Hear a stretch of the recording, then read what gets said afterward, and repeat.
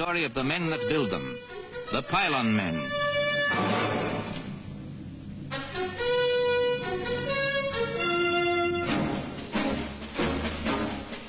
These are the men who have made danger their stock in trade. Real-life danger men who climb up to a world of work that most of us might conveniently ignore, but it must be done. This is how they build the 165 feet high steel towers that will carry the Central Electricity Generating Board's cables across Sussex and Hampshire to the West Country.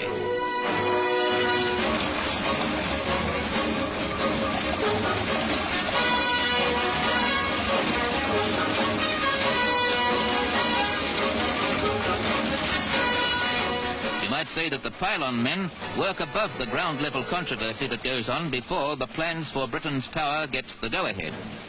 But when the decisions have been made and the best course plotted, the steel giants stride 5 to the mile across the fields, and the huge dish insulators can be slotted into place.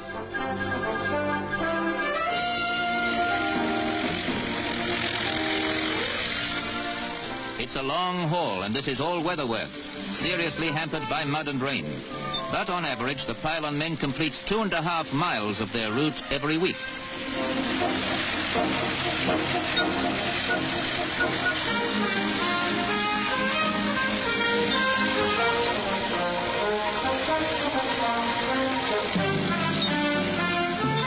Here's a balancing act that's a workaday routine, and they say you get used to it. But you need more than a head for height, because this is as delicate a job as threading a needle, calling for steady, split-second teamwork. And when the steel towers and glass insulators are exactly in place, it's time for the big job of putting the power lines into position.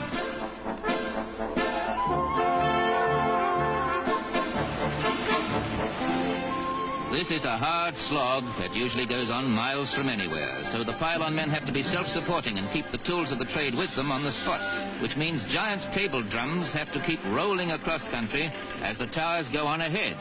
4 steel-cored, aluminium-coated conductor cables make what the pylon men call a bundle. Their job? To carry a 400,000-volt load of electric power to supply the national grid.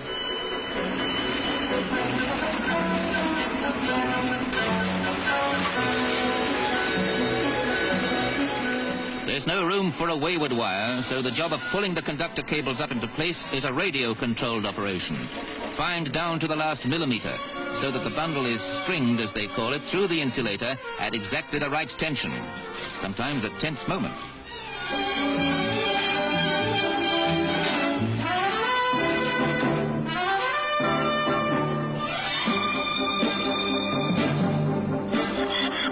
Although in these days of automation we're cutting out the elbow work, joining up the cables to make a continuous power line hundreds of miles long is something that still goes best by hand.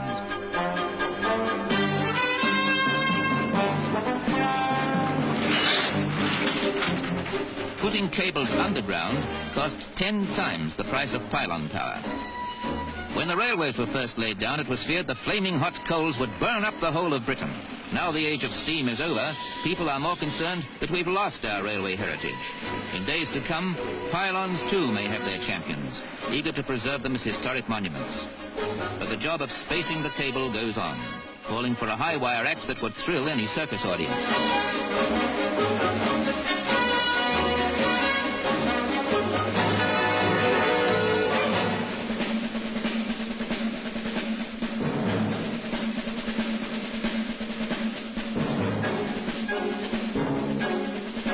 This is where the pylon men turn spacemen.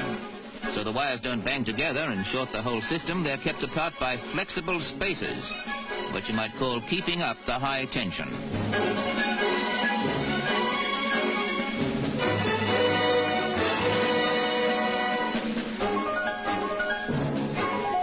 With their skill and daring, the pylon men carry the amenity of electricity to remote places. And the pylons themselves certainly have their own kind of grandeur as they march across the land.